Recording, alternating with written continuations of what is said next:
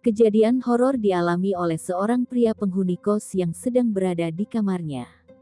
Pria tersebut merekam sebuah boneka yang ada di kamar kosnya tiba-tiba bergerak sendiri. Video tersebut dibagikan oleh pemilik laman TikTok @sate_ususksi yang kini viral. Saat direkam, sebuah boneka berbentuk karakter kelinci bergerak sendiri tanpa disentuh. Suara pria tersebut pun gemetar seakan ketakutan saat melihat boneka yang ada di depannya bergerak berguling-guling hingga jatuh dari kasur. Sontak pria penghuni kamar kos itu langsung kabur lantaran ketakutan.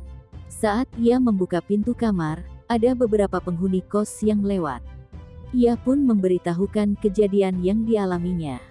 Bersamaan dengan itu, ia juga membuka kamarnya lagi sembari menunjukkan boneka yang bergerak itu kepada teman kosnya.